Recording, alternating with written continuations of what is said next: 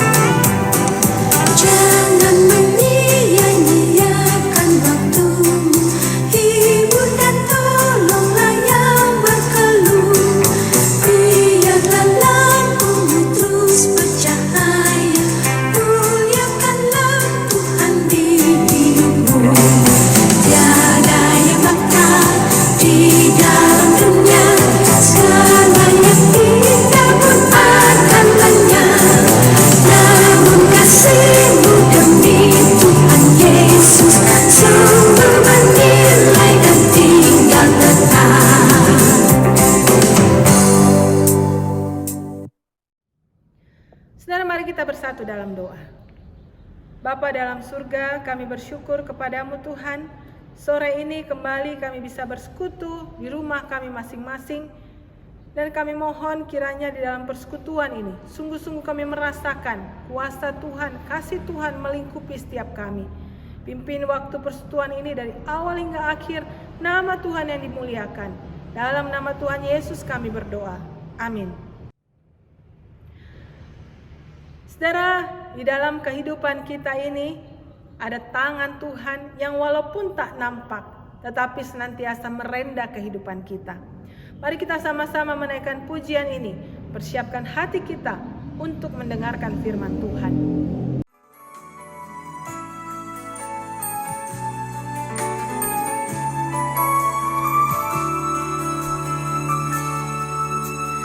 Apa yang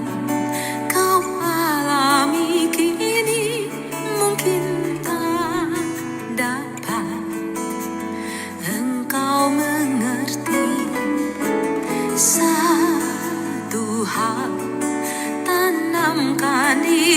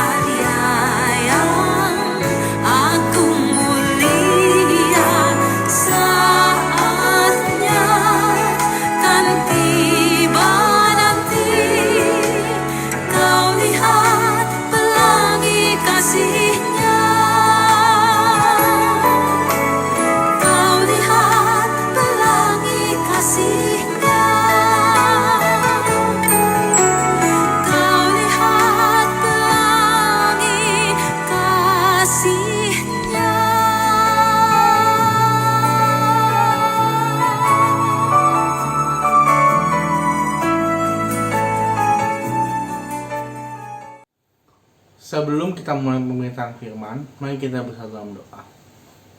Ya Tuhan Allah pemilik hidup kami bersyukur untuk setiap penyertaan-Mu dalam sepanjang minggu ini. Jika sebentar kami akan mendengarkan firman Tuhan, biar Engkau yang boleh pimpin pendengaran kami ya Tuhan, agar kami dapat dengan setia menjadi pendengar firman, dan bukan hanya menjadi pendengar firman namun juga menjadi pelaku firman ya Tuhan. Kami bermohon agar Engkau yang sertai lidah bibir hamba-Mu ini, agar apa yang keluar dari mulutnya bukan sekedar firman manusia, tetapi merupakan firman Allah saja. Terima kasih ya Tuhan, puja nama-Mu kekal selama-lamanya. Dalam nama Kristus Yesus, anak Allah yang hidup, kami berdoa dan mengucap syukur. Amin. Bacaan kita pada hari ini terambil dari surat Yakobus pasal 4 ayat 13 sampai 17. Surat Yakobus pasal 4 ayat 13 sampai 17. LAI memberi judul Jangan melupakan Tuhan dalam perencanaan. Jadi sekarang, hai kamu yang berkata hari ini atau besok kami berangkat ke kota Anu, dan di sana kami akan tinggal setahun dan berdagang serta mendapat untung. Sedang kamu tidak tahu apa yang akan terjadi besok. Apakah arti hidupmu? Hidupmu itu sama seperti uap yang sebentar saja kelihatan lalu lenyap. Sebenarnya kamu harus berkata, jika Tuhan menghendakinya, kami akan hidup dan berbuat ini dan itu. Tetapi sekarang kamu memegahkan diri dalam congkakmu, dan semua kemegahan yang demikian adalah salah. Jadi jika seseorang tahu bagaimana ia harus berbuat baik, tetapi ia tidak melakukannya, ia berdosa. Demikian firman Allah.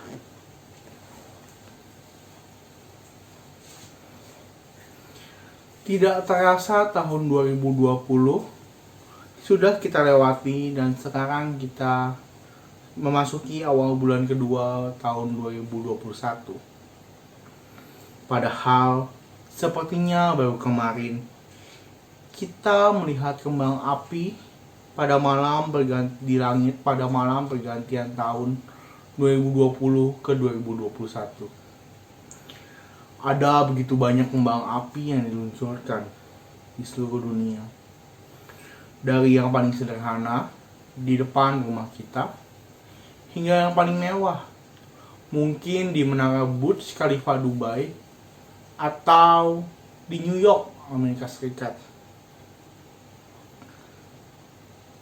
Tapi sesederhana dan semewah-mewahnya kembang api, saya merasa ada satu kemiripan yang sangat mendasar di antara mereka, yaitu keindahannya yang sangat indah, namun hanya bisa dinikmati sebentar saja. Mulai dari hitungan detik kembang api yang ada di depan rumah kita, hingga hitungan menit kembang api yang paling mewah.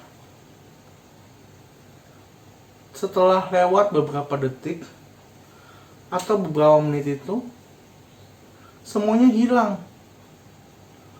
Tak ada yang bisa dinikmati lagi. Yang tersisa hanya tinggal pekatnya gelap malam di malam hari. Hidup kita pun kurang lebih sama seperti kembang api. Sekarang ada, bisa jadi beberapa detik atau beberapa menit lagi tidak ada, sudah lenyap. Jadi, apakah kita bisa dengan sombongnya mengatur hidup kita, masa depan kita, ataukah kita harus dengan rendah hati menyerahkan kehidupan kita, masa depan kita pada Allah, Sang Pemilik hidup. Lalu, bagaimanakah kita membuat rencana yang sesuai dengan kehendak Tuhan? Bagian Alkitab kita pada hari ini mencoba untuk menjawab hal tersebut. Bagaimana membuat rencana atau hidup dalam rencana Tuhan? Surat Yakobus adalah surat yang berisikan hikmat-hikmat ilahi dan instruksi-instruksi praktis, sehingga sering disebut sebagai amsalnya perjanjian baru. Sehingga tidak heran jika di dalam surat Yakobus ini kita dapat menemukan banyak hal praktis mengenai kehidupan orang Kristen. Seperti contohnya mengenai pertanyaan tadi. Lantas, pertanyaan yang sama kembali diulang. Bagaimana hidup dalam rencana Tuhan? Ada 4 prinsip yang hendak saya bagikan pada kesempatan kali ini terkait dengan bagaimana hidup dalam rencana Tuhan. Prinsip yang pertama adalah jangan mengandalkan diri sendiri. Saya ulangi ayat yang ke-13 dan ke-14. Jadi sekarang, hai kamu yang berkata, hari ini atau besok kami berangkat ke kota Anu, dan di sana kami akan tinggal setahun dan berdagang serta mendapat untung. Sedang kamu tidak tahu apa yang akan terjadi besok. Apakah arti hidupmu? Hidupmu itu sama seperti uap yang sebentar saja kelihatan, lalu lenyap. Pada bagian ini, Yakobus hendak mengingatkan kepada pembacanya, terkhusus kepada orang-orang yang memiliki pekerjaan pedagang atau kerennya pada masa sekarang disebut businessman. Para pedagang ini menurut beberapa penafsir memiliki kekuatan ekonomi yang lebih baik dari kebanyakan orang Yahudi yang saat itu memiliki pekerjaan sebagai petani. Yakobus menegur para pedagang tersebut yang seringkali dengan yakin mengatakan hari ini atau besok kami akan ke kota Anu, dan di sana kami akan tinggal setahun dan berdagang serta mendapat untung. Padahal mereka tidak tahu apa yang akan terjadi pada mereka barang sedetik ke depan. Makanya pada ayat 14 Yakobus menolak klaim keyakinan orang-orang tersebut dengan mengatakan bahwa mereka tidak tahu apa yang akan terjadi besok. Lalu Yakobus juga membandingkan hidup manusia dengan uap. Saudara tahu uap? Uap itu adalah sesuatu gas yang lebih panas suhunya dibanding dengan udara di sekitarnya, sehingga ia bisa terlihat seperti kalau udara sangat dingin lalu hujan di Tawangmangu, lalu saudara menghembuskan nafas, di sana terlihat apa yang namanya uap. Pertanyaannya sekarang, berapa lama uap yang muncul itu bisa bertahan terlihat oleh kita? Sehari? 2 hari? sejam, 2 jam? Tidak, saudara-saudara. Kenyataannya uap tersebut hanya bisa bertahan sesaat saja. Paling 1 detik, lalu kembali menghilang, membaur dengan udara di sekitarnya. Dengan uap yang demikian singkatnya, Yakobus membandingkan hidup manusia. Jadi, apakah itu berarti tidak boleh untuk memiliki rencana? Jawabannya tentu saja boleh. Namun sikap manusia yang mengandalkan dirinya sendiri, itulah yang dikritik oleh Yakobus. Lalu, apa prinsip yang kedua? Kalau tadi prinsip yang pertama adalah jangan mengandalkan diri sendiri, maka prinsip yang kedua adalah berserah pada kehendak Tuhan. Saya bacakan ulang ayat 15. Sebenarnya kamu harus berkata, jika Tuhan menghendakinya, kami akan hidup dan berbuat ini dan itu. Jadi saya ulang pertanyaan yang muncul pada prinsip pertama tadi. Apakah tidak boleh kita memiliki rencana untuk hidup kita? Tentu boleh. Tetapi yang paling penting yang harus diingat adalah tetap berserah kepada Tuhan.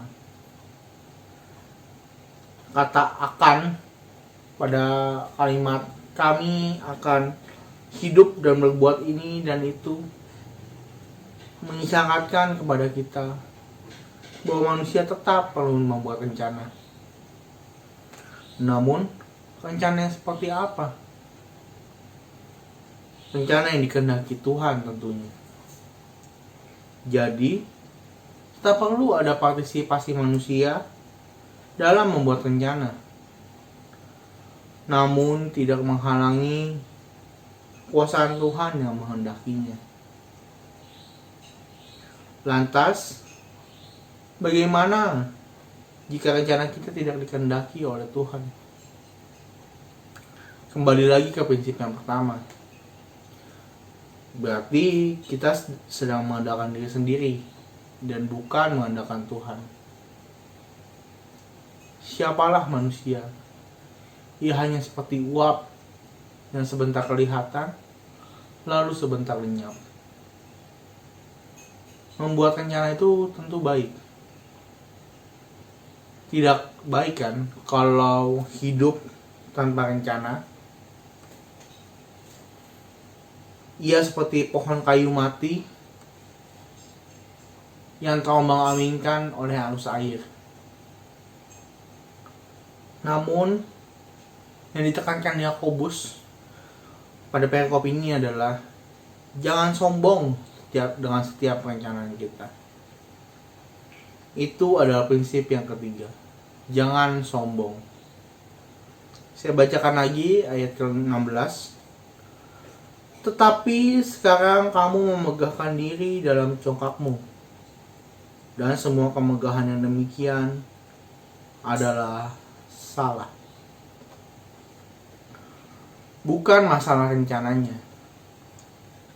Rencana itu baik tentu saja. Tapi yang buruk adalah memegahkan diri dalam kesombongan ketika membuat rencana. Di awal tadi saya sudah menjelaskan bahwa kritik Yakobus ini terutama untuk kaum pedagang yang memiliki derajat lebih tinggi daripada orang Yahudi pada kebanyakan.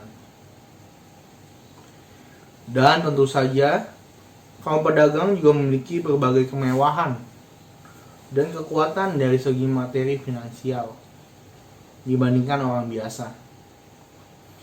Kemewahan itulah yang barangkali membuat para pedagang ini dapat dengan leluasa membuat rencana.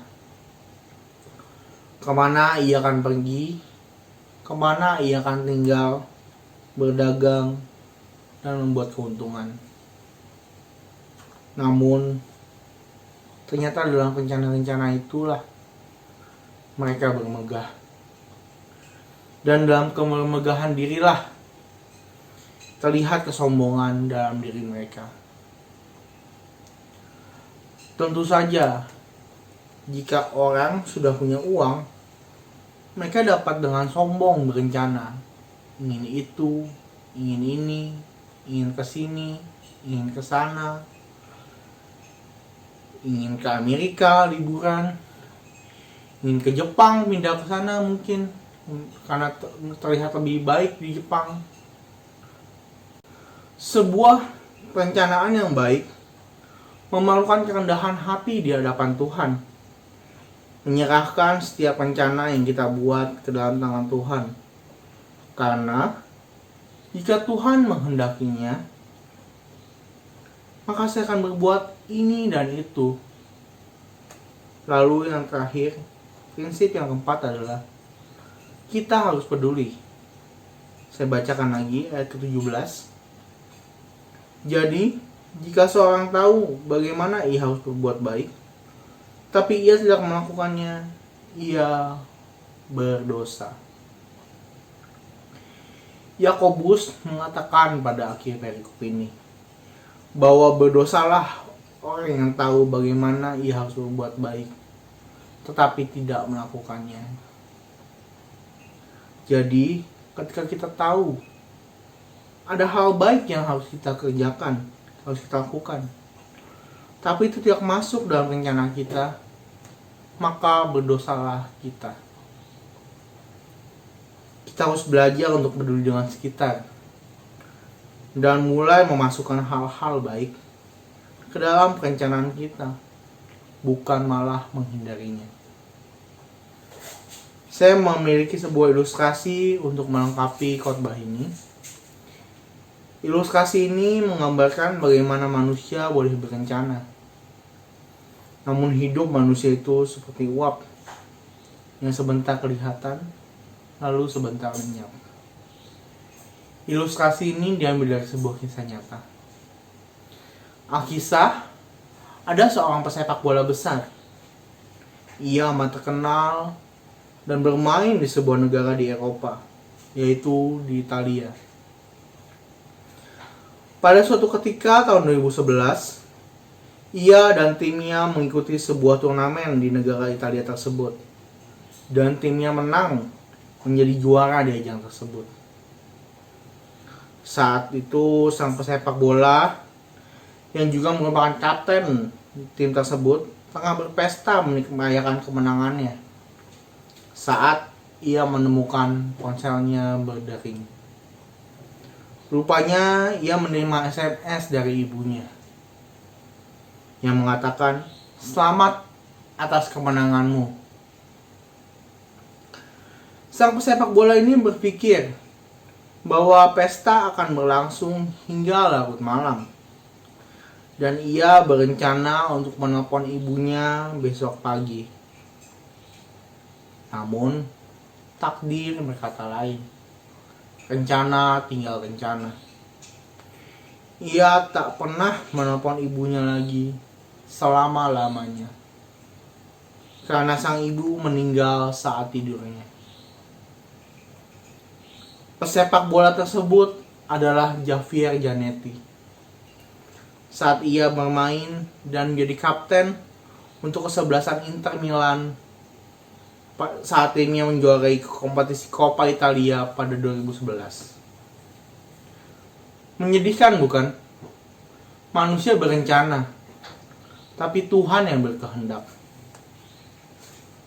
Mungkin saja saat itu ia sangat percaya diri bahwa ibunya akan ada seperti biasa.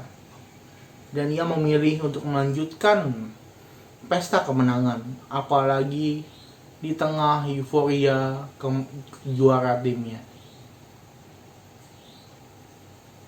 Sekarang kita sudah memasuki awal tahun 2021.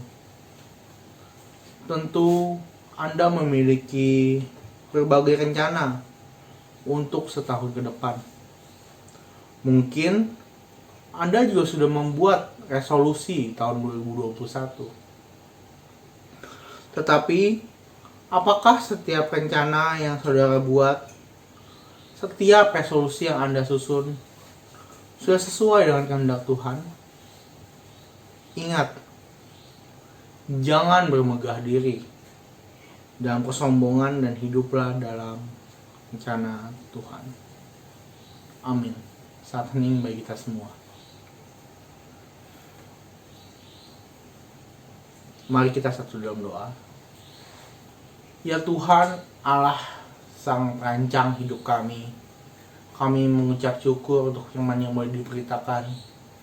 Kami memohon ya Tuhan, agar kami diberi kesanggupan untuk membuat rencana-rencana setahun ke depan secara khusus sesuai dengan kehendak-Mu.